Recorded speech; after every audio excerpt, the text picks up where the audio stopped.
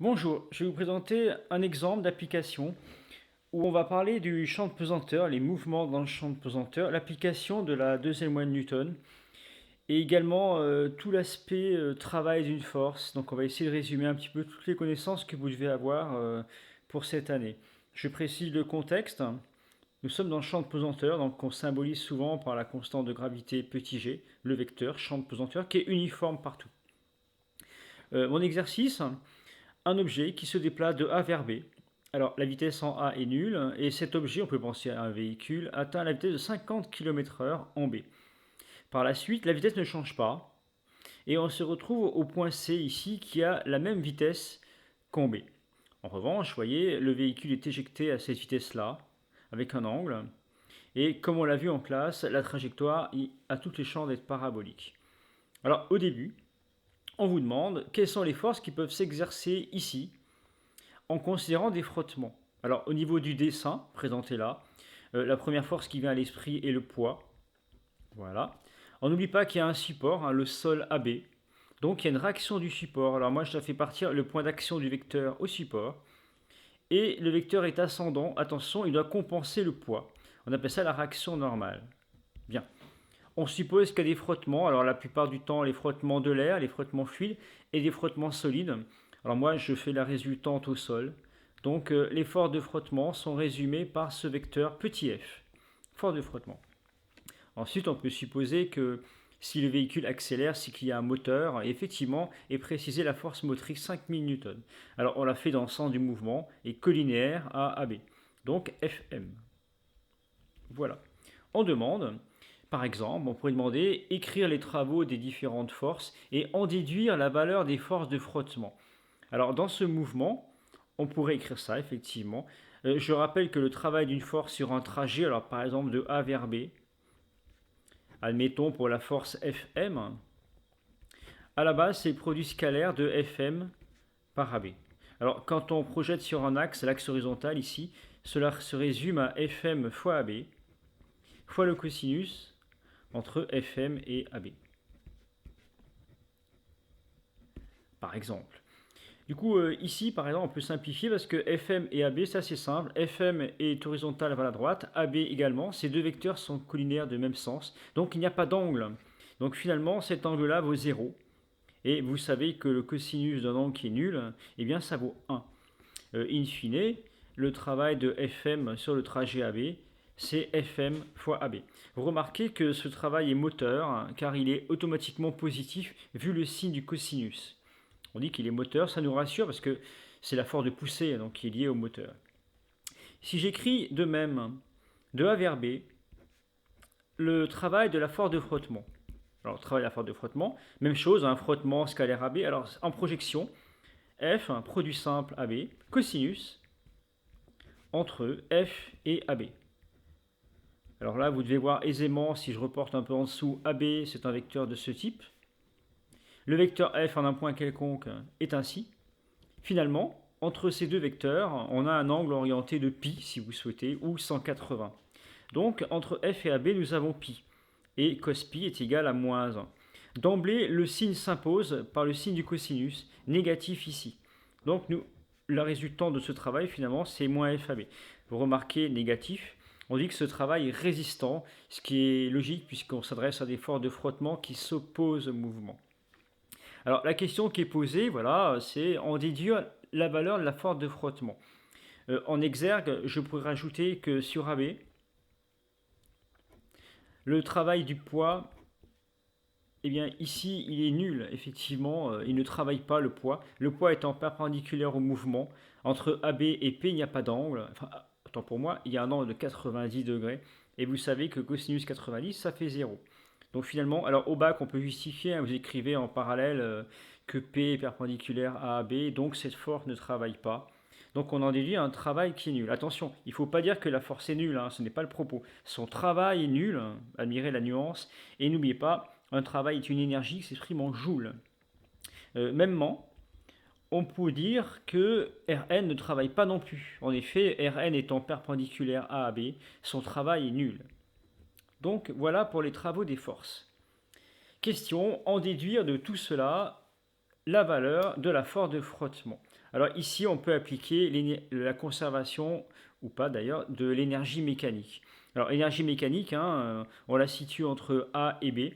Alors, je rappelle ici qu'une énergie mécanique, c'est la somme de l'énergie potentielle de pesanteur qu'on écrit souvent MGH, H étant la dénivellation, plus l'énergie cinétique que l'on écrit 1 demi de mv carré. Alors ici, eh bien, l'énergie potentielle de pesanteur entre A et B ne varie pas du tout, l'altitude de A étant la même que celle de B. Donc finalement, si on devait écrire la variation d'énergie mécanique entre A et B, ici, on écrirait, il s'agit de la variation d'énergie mécanique de potentiel entre A et B, plus la variation d'énergie cinétique entre A et B. Voilà. Alors d'emblée, cette variation-là, elle est nulle. L'énergie potentielle de pesanteur ne varie pas entre A et B. En revanche, l'énergie cinétique, oui, puisqu'effectivement, le véhicule va de 0 mètres par seconde ou km/h à 50 km/h. Donc cette grandeur-là n'est absolument pas nulle. D'accord. Alors vous remarquez que finalement, la variation d'énergie mécanique non plus. On est dans le cas où la variation d'énergie mécanique entre A et B n'est pas nulle. Ce qui signifie qu'elle varie. Donc c'est égal à quelque chose de non nul. Alors il faut savoir que quand l'énergie mécanique varie, sa variation, alors ici je prends toujours entre A et B, hein, ça va être égal à la somme des travaux de certaines forces, mais les forces non conservatives, c'est-à-dire des forces qui dépendent du trajet. D'accord? Alors, la plus connue des forces conservatives, il s'agit du poids. Donc là, en l'occurrence, il ne faudrait surtout pas mettre ici le travail du poids. D'accord? Donc, variation d'énergie mécanique entre A et B est égale à la somme des travaux des forces non conservatives quand l'énergie mécanique ne se conserve pas. Bien. Qu'a-t-on comme force non conservative? Eh bien, on regarde la force motrice. Oula, son travail dépend du trajet. Comment le voit-on? Parce qu'on voit le terme AB présent ici. De même, le travail des frottements, c'est un travail de force non conservative puisque effectivement, ce travail dépend de AB. Donc, bilan, delta EM entre A et B, finalement, c'est le travail de la force motrice, donc je la résume comme ça, plus le travail de la force de frottement, qui, je le rappelle, est négatif. D'accord? Bon. Ici, nous avons FMAB, qui est parfaitement défini, puisque dans l'énoncé, AB est connu. Je l'avais omis. AB, c'est 60 mètres, par exemple, dans mon exemple, dans cet exercice. Et FM est complètement connu également. Delta EM, c'est quoi? Eh bien, finalement, l'énergie potentielle de pesanteur, non, hein, elle ne varie pas. Et l'énergie cinétique, elle varie. Et quand on écrit un delta EM de A vers B, attention, c'est toujours l'énergie cinétique à la fin, voilà, moins l'énergie cinétique au début. Voilà. Alors, pour cette expression, hein, qu'est-ce qu'on peut remarquer tout de suite? VA est nul, le véhicule est à l'arrêt en A, donc ici l'énergie cinétique est nulle. Finalement, la seule inconnue, ici, eh bien, ce n'est pas AB, puisque ça fait 60 mètres. M, on connaît 100 kg. VB, on connaît, le véhicule atteint 50 km/h. Et finalement, la seule inconnue, ce sera évidemment ce qui manque ici, c'est-à-dire la force de frottement. Vous remarquez que l'unique inconnu de cette équation-là, eh bien, il s'agit de la force de frottement que l'on veut trouver. D'accord? Donc, il suffit de l'isoler dans ce cas présent, ce que l'on fait tout de suite. Alors, j'essaye de laisser à l'écran mon petit résultat. D'accord? On veut isoler le F. Alors, moi, ce que je fais, c'est que je mets ce terme à gauche. Donc, cela va devenir FAB égale. Donc, en fait, le moins FAB, hop, on le passe à gauche. À droite, FMAB ne bouge pas, évidemment. D'accord? Et le 1 demi de MVB carré passe à droite et devient moins 1 demi de MVB carré. D'accord? Ne vous trompez pas pour la façon d'isoler les inconnus. Finalement, F égale, eh bien, FMAB moins 1 demi de MVB carré sur AB. Voilà pour l'expression finale de la force de frottement. Il suffit de remplacer par les valeurs. Ce que je vais faire. Alors, FM, c'est connu, hein, c'est 5000 newtons. On ne change rien. AB en haut et en bas, c'est 60 mètres. On ne change rien. La masse, 100 kg. D'accord? Pas de problème. En revanche, faites très attention, l'erreur est récurrente. Pour VB, 50 km/h, mais on ne peut pas rester en km/h dans ces formules. Il faut passer dans l'unité du système international, en l'occurrence les mètres par seconde. Alors l'astuce pour convertir en mètres par seconde, c'est diviser par 3,6. Et là, vous avez une grandeur qui est en mètres par seconde. N'oubliez pas non plus le carré qui porte sur l'ensemble de ces deux termes-là. Et vous allez trouver la force de frottement sans aucun souci.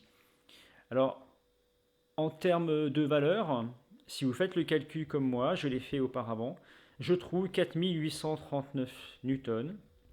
D'accord. Alors, vu les données de l'énoncé, faites attention, d'après toutes les données que l'on a, on voit qu'ici nous avons deux chiffres significatifs, ici on a 3, ici on a 4, ici on a 2. Donc il faut arrondir si on veut être rigoureux, donc faites-le également, à arrondir à deux chiffres significatifs. Alors là par exemple 4,8, 10 puissance 3, on n'oublie pas l'unité. Et là, vous avez trouvé cette fameuse force de frottement en utilisant quoi? Eh bien, en utilisant simplement la variation d'énergie mécanique dans un système qui va de 0 mètres par seconde à 50 km/h.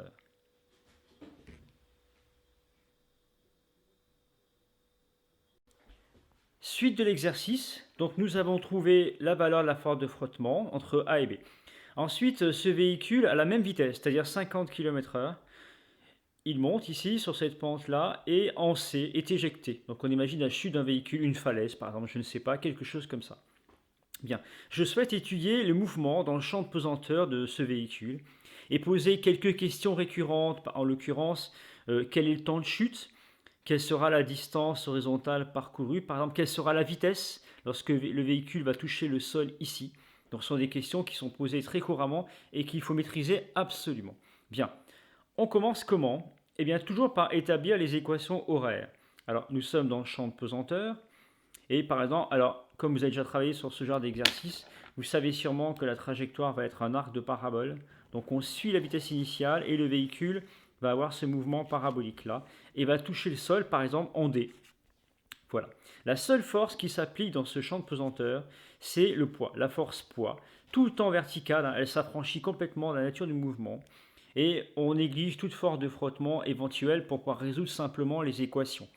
Bien. Nous commençons toujours par dire quel est le système.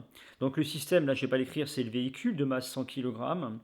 Le référentiel ici terrestre, hein, on est posé au sol, donc assimilé galiléen, ce qui signifie qu'on peut appliquer les lois de Newton. Alors la loi de Newton ici qu'on applique à tous les coups, c'est la deuxième loi de Newton, à savoir somme des forces égale ma. A étant l'accélération, et comme le système est le véhicule, le M doit bien correspondre à ce véhicule-là et pas à autre chose. Effectivement, on l'a appelé petit m dès le début de l'exercice. La seule force extérieure appliquée au système, c'est le poids. Donc P égale ma. Vous savez sûrement que le poids c'est mg, g étant le champ de pesanteur. On résume finalement cette équation à A égale g, qui signifie simplement qu'à tout instant, finalement, l'accélération de cet objet, c'est la même chose que g. Donc par exemple, en ce point-là, mettez que je pose un point M, mon véhicule en est là.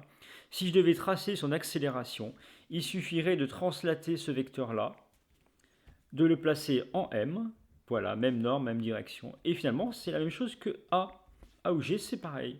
L'accélération est comme ça orientée vers le bas. Les questions qui sont posées couramment, c'est d'en déduire les coordonnées de l'accélération par exemple. Alors l'accélération, si je veux ces coordonnées, appelons-les AX et AZ. Alors attention, l'axe est proposé et s'appelle Z. Il est ascendant. Il faut bien faire attention aux lettres. Alors regardons ce fameux vecteur bleu là.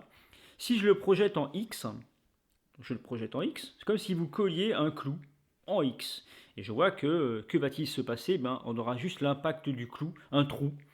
Donc en fait, l'abscisse de ce vecteur-là est nulle. Bien. En revanche, si je projette ce vecteur-là, ou G, hein, c'est exactement la même chose, en Z, vous remarquez que déjà en termes de normes, eh bien, ça vaut toujours G. Donc G qui vaut 9,81. Je vois qu'en projetant sur l'axe, eh bien, j'ai la même longueur finalement. Donc ça vaut aussi 9,80, c'est-à-dire G. Donc j'écris G. Alors attention, pour la projection, vous remarquez que ce vecteur-là est descendant. Et l'axe de projection est comme mon stylo, c'est-à-dire il est ascendant. Donc attention, quand on projette, il faut tenir compte du sens du repère. Donc là, on est obligé de mettre un moins. Faites attention, c'est un piège. Il suffit que dans un sujet de bac, c'est déjà arrivé, on impose comme ça discrètement un vecteur z vers le bas, eh bien cela va se transformer en plus g. Faites bien attention à ce détail, ne pas apprendre bêtement par cœur le moins g. Bien. Ensuite, eh bien on intègre, c'est-à-dire je veux les coordonnées de la vitesse. Alors les coordonnées de la vitesse peuvent faire déjà intervenir la variable t, donc on peut très bien écrire vz de t, vx de t. Que faisons-nous? On intègre. Alors comment intégrer un 0? Vous avez dû voir en maths qu'une primitive d'un 0 c'est une constante. Exemple, si vous avez 0 en maths, une primitive ça peut être par exemple 2, 3 ou 4, n'importe quel nombre, en tout cas une constante. Donc ici je l'appelle K1, voilà, je ne la connais pas encore. Bien, une primitive de moins g. Alors en maths vous auriez par exemple à trouver une primitive de moins 2, voilà, moins 2dx en maths sur R si vous voulez. Et j'imagine que vous avez compris qu'il s'agit de moins 2x à prendre dans l'intervalle. Bien, bah ici la variable en physique n'est pas x mais t. Et ici nous n'avons pas moins 2 mais moins g. Donc finalement on va se retrouver avec moins gt. Attention, on rajoute une constante d'intégration. Ce qu'on fait rarement en maths, car en maths on n'a pas des conditions initiales comme en physique. En physique on en a. Bien, le truc c'est de trouver ces deux constantes. Très bien, très simple. Comment on fait? K1. K1 je regarde c'est quoi? C'est Vx. C'est Vx. Et on peut les trouver à n'importe quel moment, ces constantes au cours du mouvement, mais il est très simple de les trouver à l'origine, c'est-à-dire à t égale à 0. Car à t égale à 0, on a des informations, des altitudes, des vitesses, bien. Donc on va se mettre à t égale à 0. Et en fait, votre constante, c'est quoi? C'est Vx à t égale à 0. Très bien. Regardons Vx à t égale à 0. Alors déjà, à t égale à 0, je suis là. Y a-t-il une vitesse? Ah oui, il y a une vitesse. Elle est inclinée. Donc ça veut dire que ce vecteur-là a forcément une composante en x. Ce que j'appelle K1, Vx à t égale à 0, c'est cette projection-là. Vous voyez, c'est cette chose. Ça, c'est K1. D'accord? Alors, si je zoome un peu très simplement, là, vous avez Vc. Vous avez l'angle sur ce sommet-là, alpha. Et là, vous avez la projection de la vitesse à t égale à 0, ce que j'appelle K1. Et bien, vous remarquez que si j'applique le cosinus alpha adjacent K1 sur hypoténuse VC, finalement, mon K1, c'est VC cos alpha, que j'écris là. VC cos alpha. Je répète, je rappelle que VC est égal à VB, hein, d'après l'exercice précédent.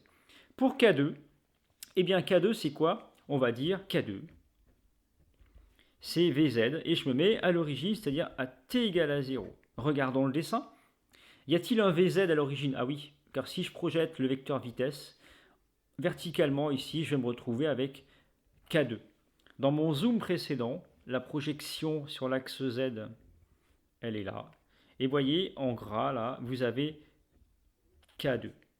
Alors K2, c'est quoi? K2, on peut le retrouver facilement de deux façons. On peut le placer ici parce que alpha se retrouve, hein, les angles alternes internes.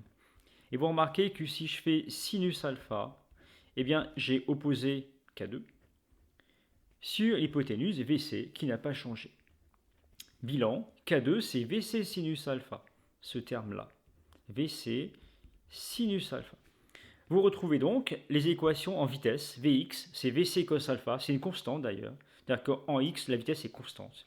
Et Vz, qui est variable, hein, parce qu'il y a t qui traîne, eh bien c'est moins gt plus Vc sinus alpha. Si on veut le vecteur position, on l'appelle OM. Alors OM, hein, c'est ce vecteur-là que je trace comme ça au stylo. OM, c'est le vecteur position. Il a des coordonnées qu'on appelle x de t, z de t. Et nous appelons également ça les lois horaires. Parce que ce sont les positions, on appelle ça les équations paramétriques aussi, qui dépendent du temps. Donc on les appelle les lois horaires. Donc si on vous demande d'établir les lois horaires, vous faites exactement ce protocole, la méthode est invariable. Et nous retrouvons une loi horaire. Alors comment on passe de vitesse à position? Il faut encore intégrer par rapport au temps. Donc là, vous voyez, vous avez une constante. Ah, c'est comme tout à l'heure. Une constante en maths, vous diriez 2. Une primitive, 2x. D'accord? Eh bien ici, ma constante, c'est pas 2, c'est Vc cos alpha. Voilà. Et on ne dit pas 2x ici, on dirait 2t. Donc la variable, c'est t. Et on nommait pas la constante d'intégration, j'appelle K3. Les lettres étant muettes, hein, vous les appelez comme vous voulez, A, B, C, D, ce que vous voulez. Moi, je les appelle K. Hein. Voilà. Ici, il faut intégrer moins gt. Alors, en maths, On n'aurait pas moins gt, on aurait moins 3x par exemple. Il faut intégrer cette chose. Mettons sur R, moins 3x dx. En maths, vous savez très bien faire. Amy, vous sortez le moins 3 qui est constant. Et une primitive de x, vous savez sûrement que c'est x carré sur 2. Bien. Ici, regardons. Ce n'est pas moins 3, c'est moins g. Pas de problème, on met moins g. Et ce n'est pas x, c'est t. Donc au lieu d'avoir x carré sur 2, eh bien nous allons écrire t carré sur 2. Alors pour des raisons pratiques, le 2, c'est un demi en fait, hein. Sur 2 c'est un demi.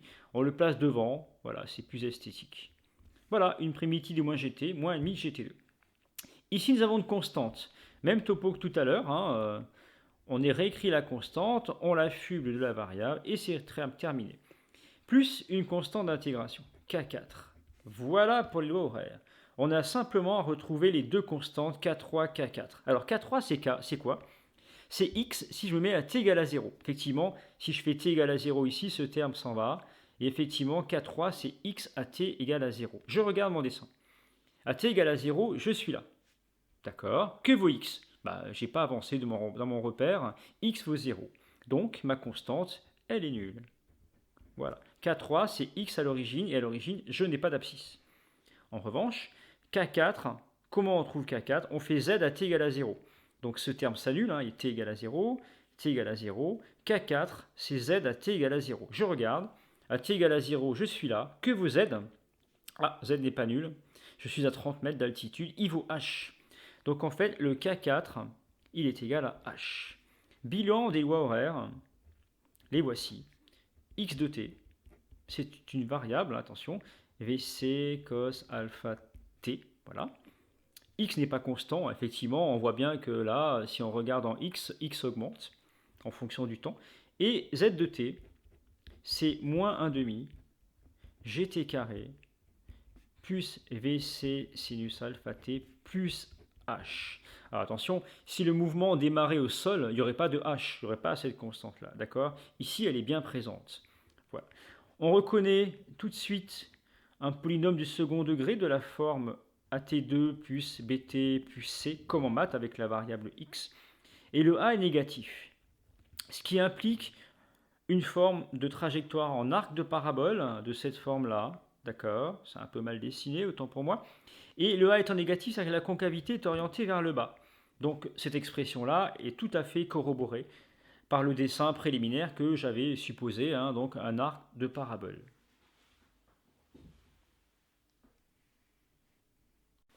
Ensuite, je vais essayer de traiter quelques questions que l'on pose couramment, hein, dans ce genre d'exercice par exemple, voire aussi également un petit cas particulier. Alors la chose qu'on demande toujours après cette élaboration d'équations horaires, c'est l'équation à trajectoire. La trajectoire est mentionnée ici en rouge et c'est la forme z de x. Donc on vous demande en fait l'expression du polynôme là, z de x. Alors on fait un champ de variables. On pioche toujours dans cette équation horaire car elle vous relie x et t. Et effectivement, entre les deux, il y a une relation de proportionnalité, hein, x égale vc cos alpha t. Eh bien, on en déduit que t, tout simplement, c'est x sur vc cos alpha. Et c'est ce terme-là que l'on va injecter ici. On remplace t par ça. Et ici. On y va. On se retrouve donc avec la forme z de x égale moins 1 demi g. On remplace t carré par x carré v0, vc pardon, carré cos carré alpha. Voilà. Ici, on écrit vc sinus alpha x sur vc cos alpha plus h. Alors la simplification évidente et très courante qu'il faut retenir, hein, pour simplifier un peu l'écriture, de laisser le terme devant le x, hein, on peut l'écrire comme on veut, mais restons simples. Vous remarquez, et vc, vc, ça s'en va. Et sinus sur cosinus, vous connaissez votre trigo, c'est la fonction tangente alpha. On n'oublie pas le x, hein, qui est multiplié. Et l'altitude. Là, vous avez l'équation horaire, toujours du second degré, donc qui définit parfaitement l'arc parabolique dont on a parlé précédemment. Alors les questions. On peut vous demander, voilà, au bout de combien de temps on va se retrouver au sol, quel va être le temps de chute, donc arriver en D par exemple. Bien. Or, en D, qu'est-ce qu'on vous demande? Eh bien, la durée de cette chute-là. Voilà, question très courante. Tout est dans le dessin. C'est-à-dire que quand mon véhicule arrive là, je remarque des choses. Déjà, Z est nul. Ah, Z est nul. Donc finalement, si j'écris Z de T, que je connais, l'équation horaire ici. Mais à ce moment-là, quand je suis arrivé en D, donc je l'appelle TD. Voilà. Et bien Z à l'instant TD, bah, c'est ça. Sauf qu'on remplace T par TD, hein, il y a juste l'indice qui change. TD carré plus VC sinus alpha TD plus H. Et ça vaut 0. Car effectivement, au sol, l'altitude est nulle. Alors, on se retrouve avec une équation très simple du second degré. D'accord. Donc, si vous remplacez G par 9,81, si vous remplacez alpha par 20 degrés, et attention, VC est remplacé par 50 sur 3,6. Je vous rappelle qu'il faut mettre en mètres par seconde. Alors, je me retrouve avec un polynôme du second degré de la forme suivante. Faites le calcul vous-même, vérifiez que vous trouvez comme moi. Je trouve 4,29 TD et l'altitude c'est 30 mètres. Et ça vaut 0. Vous savez résoudre ça, discriminant, racine. La racine négative est exclue car x ne peut être que positif, le temps ne peut être que positif ici. Et on retient la racine positive. Alors moi j'ai trouvé 2,95 secondes. Alors on peut garder 3 chiffres significatifs sur cette application si on veut, ou 2 chiffres à code du 4,9, ça dépend l'arrondi que l'on choisit. Voilà le temps de chute. Donc au bout de presque 3 secondes, le véhicule touche le sol. Alors la question qui pourrait venir tout de suite après, c'est en déduire la distance parcourue par le véhicule, c'est-à-dire le x qui est là. Donc en fait, on cherche le x, le xd si vous voulez, sachant que cette chute a duré quasiment 3 secondes. Donc en fait, on cherche x tel que td égale bien 2,95, ce qu'on vient de trouver.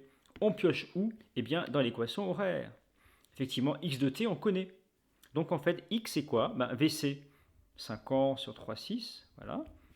Cos, 20 degrés, fois TD, eh bien 2,95 secondes. Attention aux calculatrices, l'erreur fréquente, c'est d'oublier que ceci est en degrés. Et parfois en mathématiques, avec la trigo, vous laissez en radians. Alors surtout pas en radians, sinon ce sera faux. Ça fera un cosinus négatif et c'est faux. Donc là, en remplaçant, vous avez l'abscisse de la chute. Moi, j'ai trouvé, vérifiez, vous trouvez comme moi, appliquez-vous, faites les calculs également, c'est important. Ne négligez pas l'aspect calculette, elle peut amener beaucoup d'erreurs. Je trouve 39 mètres, donc 39 mètres plus loin, le véhicule va toucher le sol. Voilà.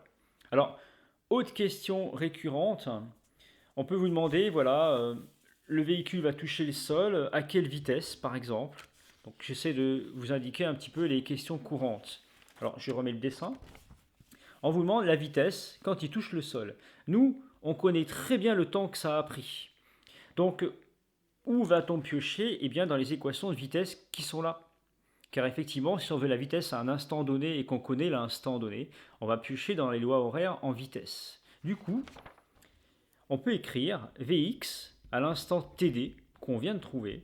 Eh bien, c'est VC cos alpha. Il vous suffit de remplacer. Alors, moi, par exemple, j'ai trouvé euh, pour, le, pour le Vx, je trouve 13,2. Voilà, ce sont des mètres par seconde. Et pour le Vz, à l'instant TD, 2,95 secondes, d'accord, je remplace tout. Et je trouve moins 24,6. Voilà. Alors, il n'est pas du tout choquant d'avoir un Vz négatif, bien au contraire, puisque effectivement, après le point D que je prolonge là, si je voulais dessiner la vitesse en D, il faut qu'elle soit tangente à la courbe. Donc la vitesse en D est forcément comme ça, orientée vers le bas, vous voyez. Et si j'en déduis l'abscisse, mon Vx, il est là, et j'ai trouvé 13,2, effectivement, c'est positif. En revanche, si je veux en déduire l'ordonnée, vous voyez, ici en caractère gras, j'ai l'ordonnée de VD. Et forcément, comme c'est vers le bas et que Z est vers le haut, je vous le rappelle, il est normal d'avoir une ordonnée comme ça négative. Si on vous demande VD, eh bien vous appliquez cette petite formule, on appelle ça la racine, la somme quadratique éventuellement. C'est la somme des coordonnées, mais placées au carré. Donc vous remplacez tout ça à l'intérieur et vous devez normalement trouver, j'ai laissé 3 chiffres significatifs d'après les valeurs qui sont là, 27,9 mètres par seconde, ce qui peut être tout à fait cohérent, c'est une vitesse relativement importante, mais le véhicule a fait 30 mètres de chute. Voilà pour cet exemple d'exercice, on peut avoir d'autres questions, mais déjà assurez-vous que vous sachiez faire tout cela. J'ai une petite remarque en plus. On pourrait très bien vous présenter le même dessin là. Donc on arrive au point C. Et on pourrait vous dire, voilà, nous sommes dans le champ de pesanteur, G, et on a une chute libre, c'est-à-dire le véhicule s'arrête là et chute brutalement, verticalement. Donc en fait, le mouvement, il serait assez simple, on appelle une chute libre. Alors, attention, c'est un cas théorique, la chute libre, hein. Ça n'est présent que dans le vide, ou du moins dans l'étude simple de cette question-là, on considère qu'il s'agit du vide. Donc pas de frottement. Et le véhicule tombe à la verticale. Alors la seule force, toujours, c'est le poids. Toujours le poids. On néglige les frottements, voyez. Et la chute libre, l'étude, qu'est-ce que ça peut bien changer dans toutes mes équations? Eh bien, l'accélération, c'est la même chose. C'est 0 moins g par projection. On vous rappelle que c'est moins g ici. La vitesse par intégration.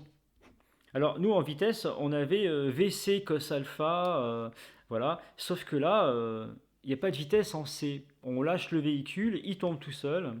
Donc, en fait, le VC cos alpha que nous avions est nul. Déjà, il n'y a pas d'alpha. VC est nul également, donc ça fait 0. Une primitive de moins g, c'est moins gt, plus une constante. Et la constante, c'est quoi? C'est Vz à l'origine. Tout à l'heure, on avait écrit Vc sinus alpha. Et oui, mais là, il n'y a pas de Vc, il n'y a pas d'alpha non plus. Donc la constante, elle est nulle. Vous voyez, ça simplifie nettement les équations. Et finalement, les équations horaires, x de t et z de t. Alors x de t, il faut une primitive de 0, donc une constante. Mettons k. Et k, c'est quoi? Eh bien, c'est x à t égale à 0. Or, à t égale à 0, je suis là. Que vaut x? Rien encore. Donc cette constante serait nulle. Et z, eh bien, c'est moins 1,5 gt2. Voilà. Plus une constante d'intégration. Hein, voilà. Cette constante, c'est quoi? C'est z à l'origine. D'accord? Or, z à l'origine, on regarde bien. Ah, ben on est déjà à l'altitude h. Donc là, mon k' n'est pas nul. Hein. Il vaut h dans le cas présent. D'accord? Donc voilà ce que ça pourrait simplifier comme équation si nous étions en chute libre, par exemple. Vous voyez qu'il n'y a aucun mouvement x, ça se comprend bien, le mouvement est purement vertical. Et par exemple, on pourrait vous dire, par exemple, oui, voilà, quel est le temps de chute? Or, le temps de chute, c'est tout ce temps-là. Et on voit que de toute façon, quand on arrive au sol, le z est nul. Le z est nul et le x également. De toute façon, le x, on le savait. Mais z est nul, c'est intéressant. Donc on pourrait dire, voilà, en bas, là, je l'appelle z, à t égale à t0. Voilà, t0, c'est en bas. Eh bien, ça vaut 0. Alors, si je regarde mon équation, du coup, je vais pouvoir écrire moins 1,5 de gt0 carré plus h égale à 0. Donc finalement, moins 1,5 de gt0 carré égale moins h. Et finalement, j'écris à gauche, on va se retrouver avec un temps de chute. Alors je vous laisse résoudre cette petite équation. N'oubliez pas la racine carrée. On trouve un résultat qui est très connu, un racine de 2gh. D'accord. Vous voyez que ce temps de chute ne dépend pas de la masse, ce qui a donné lieu à pas mal d'expériences où on laissait tomber dans un vide poussé une plume, une bille en acier, et on se rendait compte que la plume et la bille en acier tombaient au même moment au sol, touchaient le sol au même moment, parce qu'on s'affranchit des frottements. La même expérience a été réalisée sur la Lune lors des missions Apollo, où on a lâché une plume et un objet beaucoup plus lourd, et on s'est rendu compte que sur la Lune, les deux objets arrivaient au sol en même temps. Et effectivement, dans le vide, là, le temps de chute ne dépend pas de la masse de l'objet, d'accord, d'autres paramètres évidemment, mais ça dépend notamment aussi quand même de la constante de pesanteur du lieu, d'accord. Donc sur la Lune, ce sera plus lent que sur la Terre, le temps de chute, G étant 6 fois plus petit par exemple. Donc voilà, je vous ai donné quand même pas mal d'informations, vous avez suffisamment d'outils pour revoir tout cela. Je souhaiterais que tout ce que j'ai évoqué dans cette vidéo soit vraiment compris. Donc avec ça, vous avez déjà une bonne base pour appréhender la plupart des exercices de bac.